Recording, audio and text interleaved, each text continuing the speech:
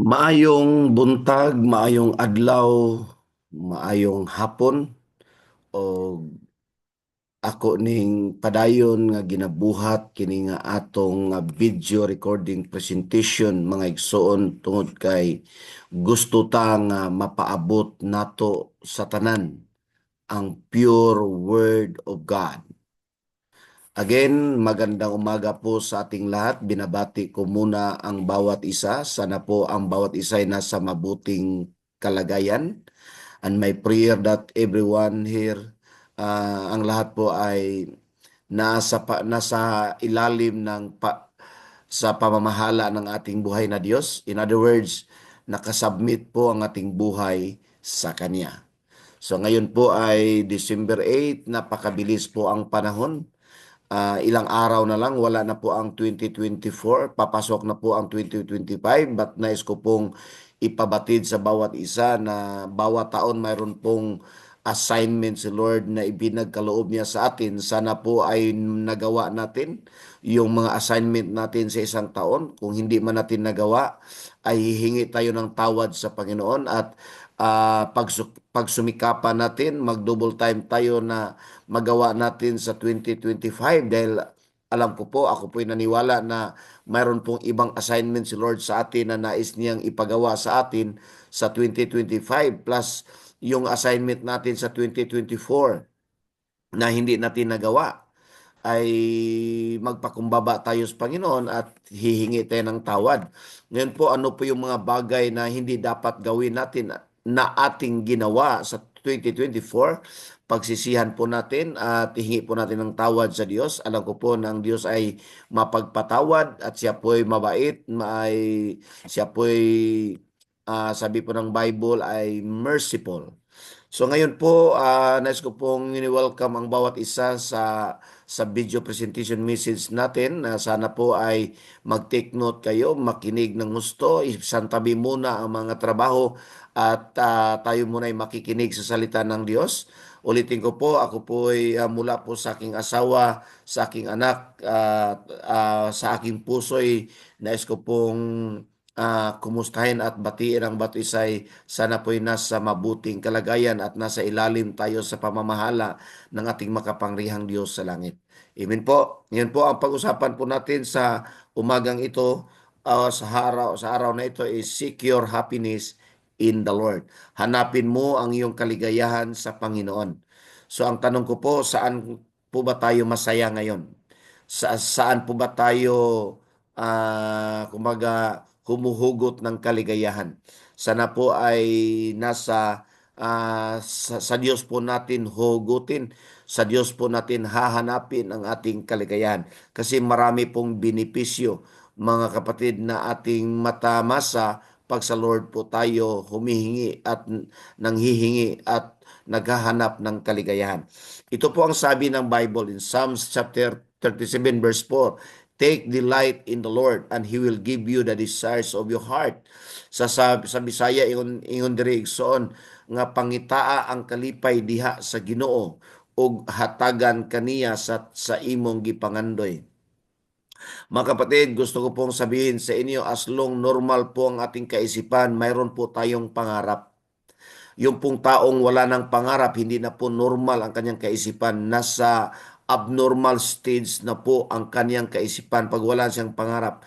Kasi yung taong walang pangarap, maging tamad po yan. Hindi na po yan, wala na po siyang zest na bumangon at magsumikap, magtrabaho at magpatuloy dahil wala na po siyang pangarap. Kaya hindi na normal ang kanyang kaisipan. Siyang tulog ng tulog yan, inom ng inom yan, at Facebook ng Facebook yan. Wala na siyang tamang balansi sa buhay. Pero mga kapatid, as long normal po ang ating kaisipan, mayroon po tayong pangarap. Kailan po gusto ko pong sabihin sa lahat ng makikinig sa message na ito, huwag lang pong mag-shortcut. Kasi pag ang shortcut ay kadalasan ay tayo po'y nai-scam, tayo po'y nadadali, tayo po'y instead na kumita, tayo po'y pinagkakitaan kung tayo po'y mag-shortcut. Mga kapatid, tayo po'y lugi pag mag-shortcut. We will go through the process. Mayroon pong tamang proseso sa lahat ng blessings. mga kapatid, pag tayo po may pangarap. And God gave the desires of our heart. Ano man yung pangarap po natin, ano man yung gusto po natin, ipagkaloob ng Diyos. Yung alam ng Diyos, yung pangarap natin, alam ng Diyos, ano yung hinahanap natin, alam ng Diyos yan eh. Kaya lang ang requirements ng Lord na ipagkaloob niya at ibibigay niya lahat ng gusto natin ay paligayahin natin si Lord. Doon tayo masaya sa Kanya. Hahanapin natin yung kaligayahan natin doon sa Kanya. Doon ho tayo maging masaya sa lahat ng bagay na naaayon sa kagustuhan at kalooban ng Diyos. Then, mga kapatid, wala nang dahilan na hindi tayo pagpalain ng Diyos dahil ang atong joy, ang ating kaligayahan nasa Kanya. Pag ang ating kaligayahan nasa ibang bagay, ay mayroon maraming dahilan ang Diyos na bakit hindi niya i-release, hindi niya bibitiwan yung pagpapala na nakalaan po para sa atin dahil may dahilan din, dahil ang ating kalagayan sa ibang bagay. Yan po ang tanong ko po, saan po ba tayo ngayon masaya? Saan po ba tayo ngayon na masaya? Ang karamihan masaya na pag may wifi, may cellphone, may Facebook. Kaya sabi nga ng iba, wifi is life. Parang hindi tayo hindi tayo mabuhay pag walang wifi kasi hindi makapag-Facebook. Hindi mga kapatid, saan po ba tayo masaya? Sa kaibigan, sa barkada, saan po ba tayo masaya? Ang iba ay napakababaw sa pagkain lang, mga kapatid. So, the Bible says, take delight in the Lord. Hanapin mo yung kaligayahan mo doon sa Panginoon. Doon mo hanapin. Then, God gave the desires of your heart. Alam ng Diyos yun, marami ho tayong desires sa buhay. Marami ho tayong pangarap. Marami tayong gustong abutin. Marami tayong gustong i-acquire, mga kapatid. Amen po. Amen po. Sana po itong message na yung makatulong, mga kapatid. Joy in the Lord pag ang ating pong kaligayahan ay nasa Lord. Ito'y totoong kaligayahan, mga kapatid. Ito po yun versus joy in the world, yung kaligayahan sa sanlibutan. Ito po ay temporary. Una, pag ang joy natin na kay Lord, ubanan sa tinuod nga kalinaw. Yung joy in the Lord, loaded with peace po yan. Kaya, payapa po ang buhay natin pag nasa Lord po ang ating kaligayahan. Pangalawa, kasama po ang pagpapala. Pag tayo po'y masaya sa Panginoon, kasama po yung pagpapala. Believe me, mga kapatid, nandun po yan. Loaded of all kinds of blessings po yan. Number three, kuyog usab ang pagkamatarong. Of course, pag joy in the Lord, magtinarong tas Ginoo. Kasi doon tayo masaya kay Lord. Then, dandahan po ma-establish yung righteousness in our lives. And number four, mo patigbabaw bisan pag naay problema. Yung joy in the Lord, hindi po yan kayang tabunan kahit anong sitwasyon meron tayo. Lalabas po yan kahit maraming problema, kahit walang pera, ganito, lalabas po yan. Kaya masaya ho ang isang tao na kay Lord o si Lord ang iyong kaligayahan ay kahit ang daming problema, masaya ka pa rin. Pero pag hindi si Lord, wala.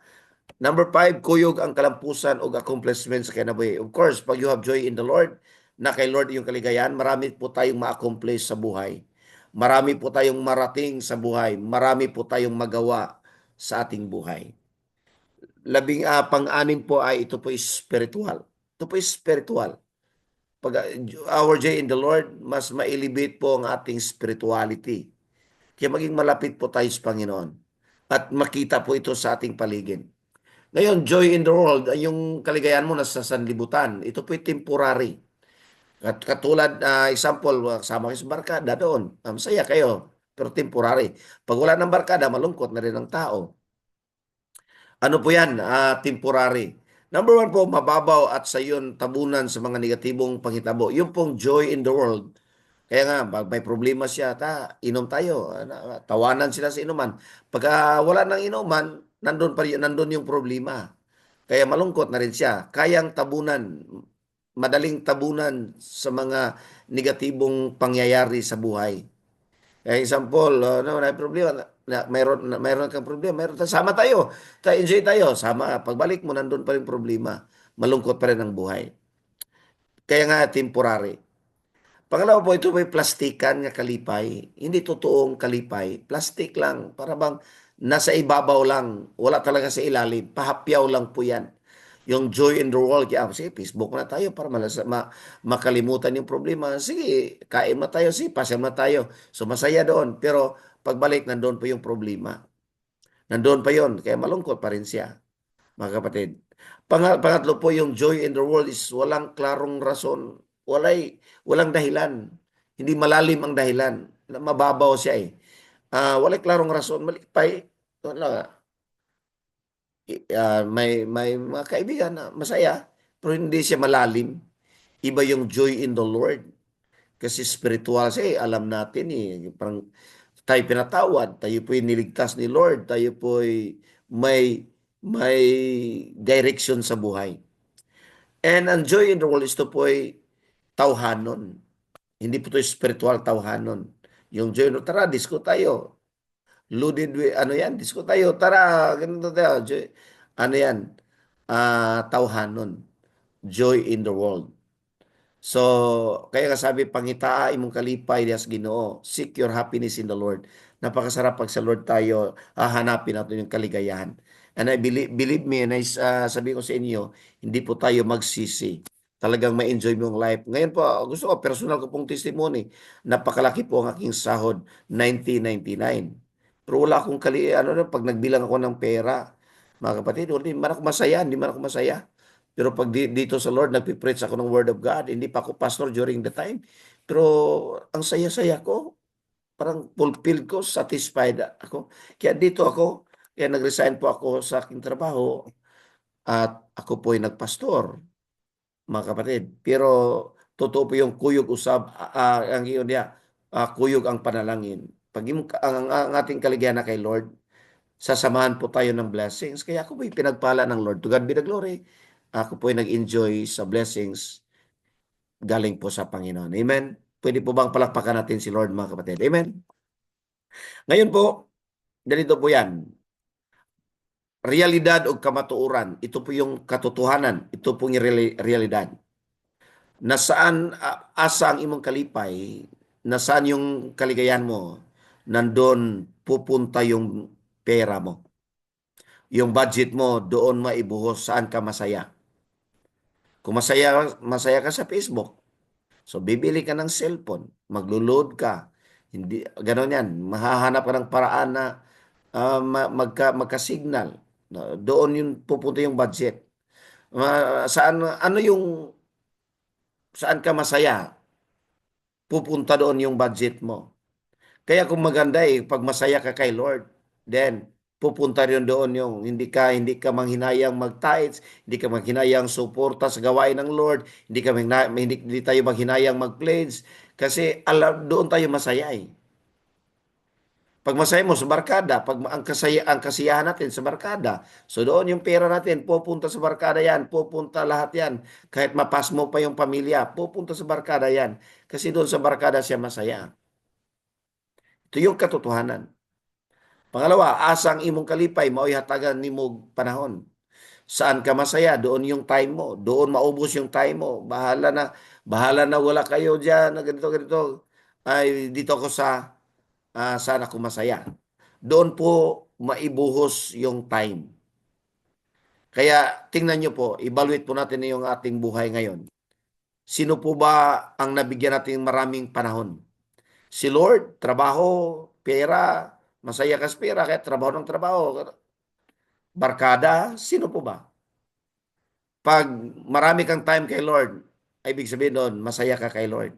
Pero wala kang time kay Lord, ayaw nga manalangin, ayaw mag-pray, ayaw magbasa ng Bible.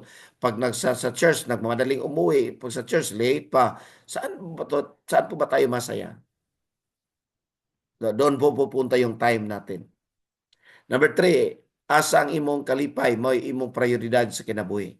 Saan ho tayo masaya? Doon po ang priority. Yung pong management, yung pong napakalagang schedule, doon po yan pupunta. Yung magiging priority mo yan. Pag hindi po priority si Lord dahil hindi po tayo masaya sa Kanya. Kaya nga, in return, wala rin tayong blessings. In return, marami pong mga negative na bagay nga bumabalot sa ating buhay. Sabi po ng Lord, pangita ang kalipay diya sa Ginoo, hanapin mo yan. Hindi po madali yan. As long hindi mo makilala si Lord, hindi po tayo maging masaya sa Kanya. As long hindi ho natin maranasan yung pong galaw at kilos ng Diyos sa buhay natin, hindi po tayo masaya sa Kanya. Pag hindi po natin maranasan yung move of the Holy Spirit in our lives, hindi po tayo masaya kay Lord. Pero pag naranasan mo yung move of the Holy Spirit, nandun yun, sisibol po yung kasiyahan mo kay Lord. Hahanapin po natin si Lord. Pupunta po yung ating time kay Lord. Even our resources, our budget po punta po doon at maging priority po siya sa ating buhay. It depends upon the condition of your heart, brothers and sisters. Depende po yan sa conditions yung puso. Ngayon po, ang katanungan ko po, evaluate po natin yung kwarta natin, yung panahon natin, yung priority natin, saan po ba nailagay? And I tell you, tingnan mo yung buhay mo, doon ka masaya. Pag nailagay mo kay Lord, dahil masaya kay Lord. Pag hindi mo nailagay kay Lord, ibang bagay. Kasi doon ka masaya. Ngayon po, papaunsaon ba nga malipay si Lord sa atong kinabuhi? Huwag kalimutan, nangako po si Lord na ibibigay niya ang lahat ng pangarap ng ating puso pag siya po'y masaya sa buhay natin. Kaya tingnan po natin, papaunsaon yung pong biblical process. Yung pong itinuro sa Biblia, balik po tayo sa basic. Number one, pangitaa, pag naakitay reasonabling pagtuo sa Diyos. Mga kapatid, if we have valid faith in the Lord, start na po si Lord na matuwa, magka-smile sa buhay natin. Lakasan po natin, basahin po natin ng malakas lahat. Hebrews 11 verse 6. Ready? 1, 2, 3, go! Walay makapahimuot sa Dios kundili pinagis pagtuo kay ang muduol sa Dios kinahanglan gayod mutuo nga aduna siya o gigantihan niya ang nangita niya. This is a clear guidelines.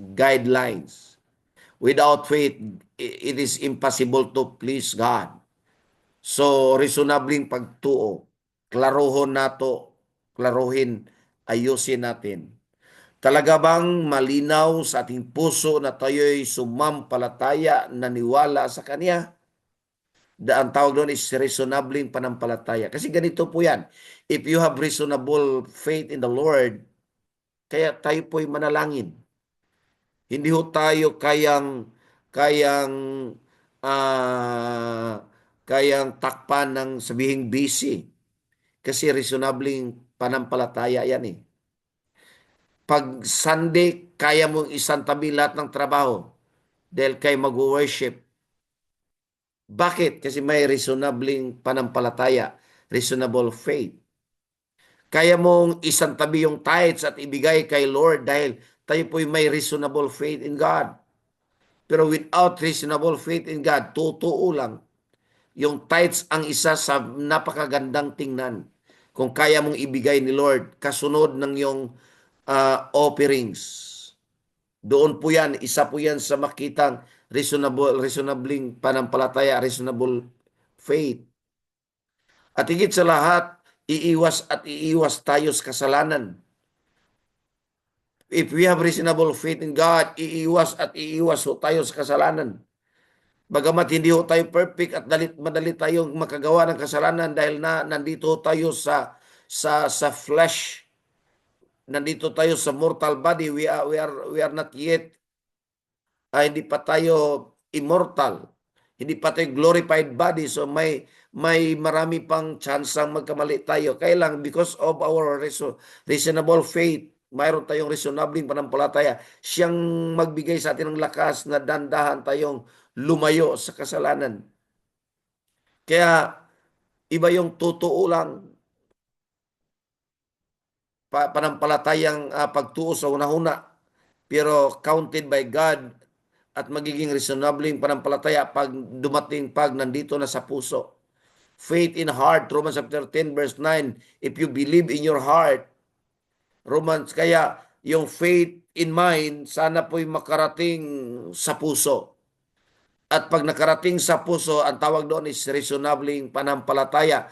Romans chapter 10 verse 9, if you believe that Jesus is Lord, and if you confess with your mouth that Jesus is Lord and believe in your heart So una kasing maniwala yung mind at sana'y bababa sa puso. Pag naniwala ka at sumampalataya sa Diyos from the heart, hindi ka kayang pigilan sa trabaho. Pag Sunday tayo worship kay Lord, hindi kayang pigilan kahit anuman. Pag morning tayo magpe-pray, aatin ng prayer meeting, mga kapatid, hindi kayang pigilan kahit ano. Pag yung faith mo'y bababa na sa puso. Pero yung faith natin nasa kaisipan pa lang, wala eh. Minsan nakalimutan, minsan pabago-bago yun eh. Pangalawa po, reasonabling panampalataya, ito yung si Noah. Best example si Noah. Tungod sa pagtuon namati si Noe sa mga pasidaan sa Dios, may tungod sa mga butanga umaabot nga wala niya makita.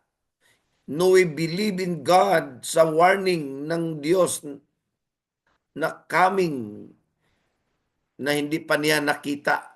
Nagmasinutanon siya sa Diyos at nagbuhat siya ng arka dahil yun ang instruction ng Lord. Dinaluwas siya, ang iyang pamilya. Sabi ng Biblia, nining pagiya, gihukman niya nga sad-an tibuok kalibutan og nadawat niya gikan sa Dios ang pagkamatarong pinaagis pagtuo.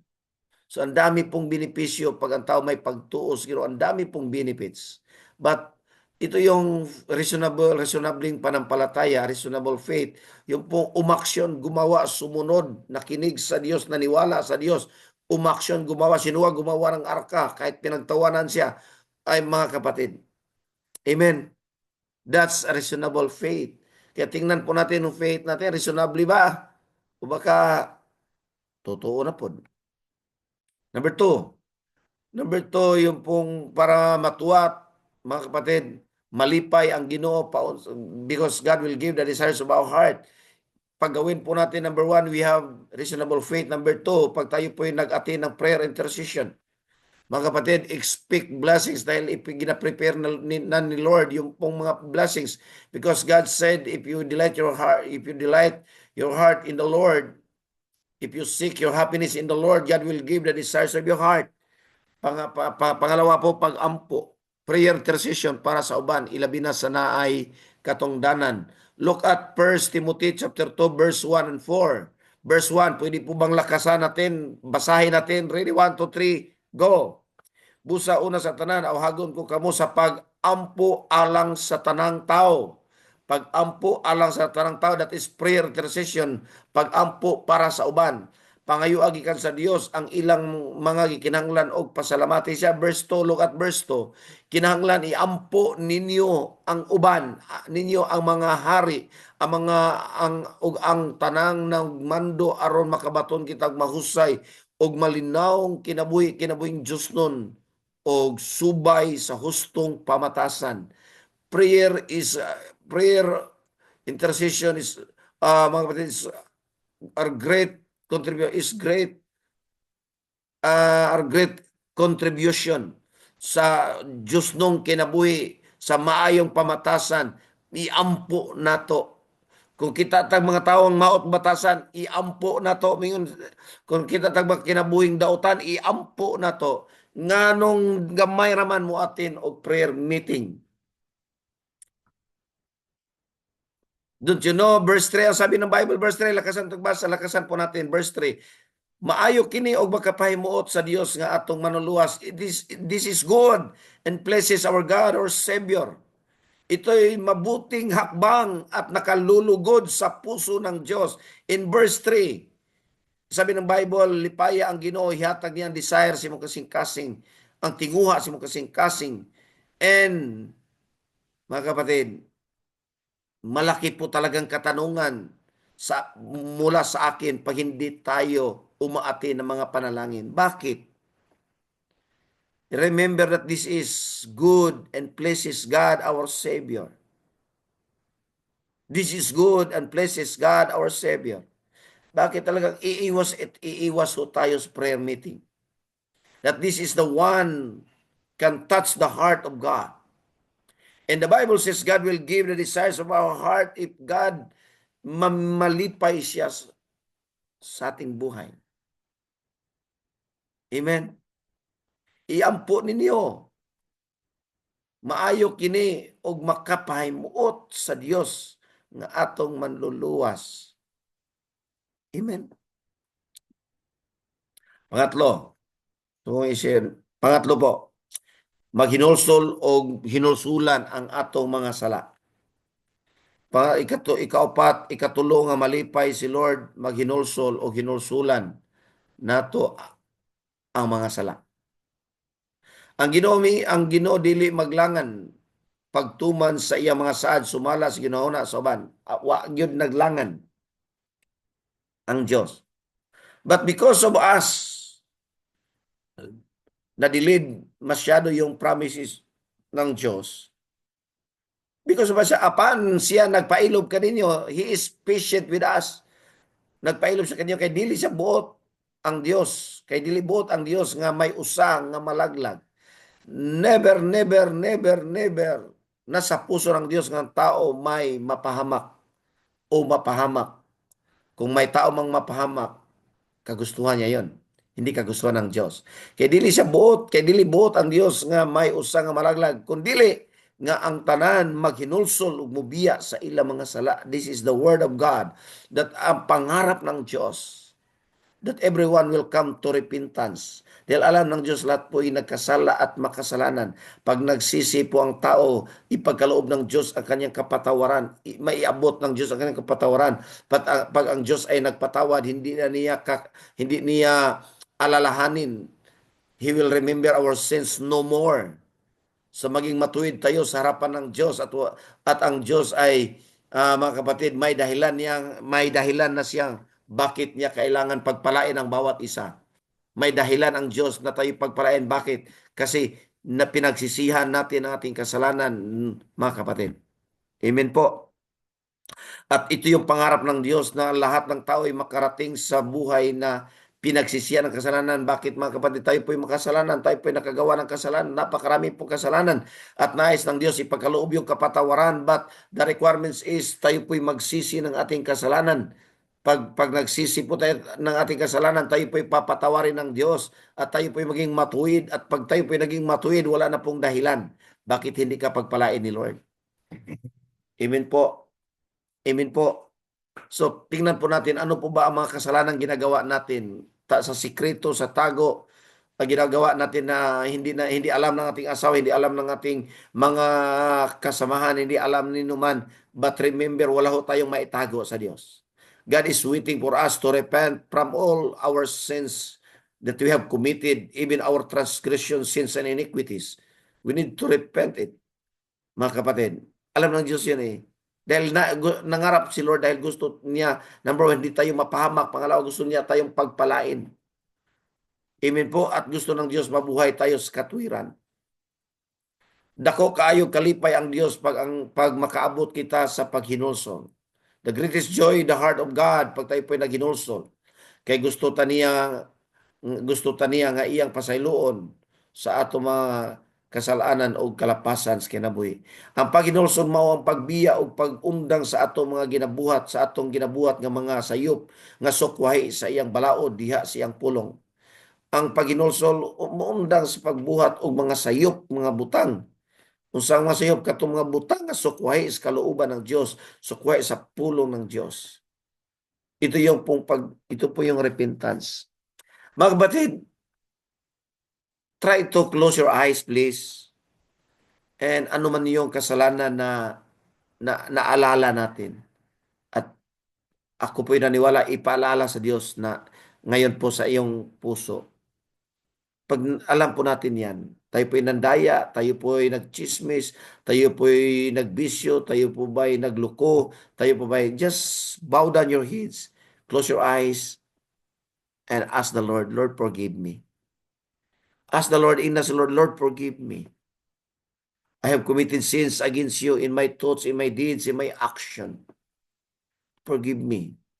Na mayroon akong pride sa puso. Ayaw kong malamangan. Ako'y madaling mainggit. Patawarin mo ako, Panginoon. Amen. Ako po'y naniwala ang Diyos po'y kumikilos sa ating puso ngayon. At mayroon pong ginagawa ang Diyos sa buhay natin.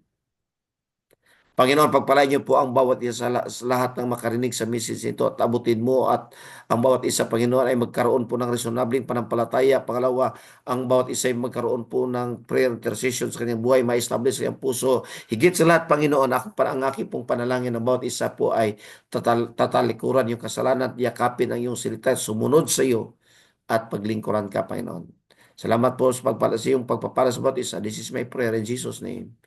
Amen. God bless you po. God bless you po. God bless. Please, ang aking request naman, after yung makarinig sa message nito, pag mag-comments kayo at mag-thumbs up kayo para makita ko, mga kapatid, sino yung po nakapanood sa message nito. God bless you po. God bless. God bless.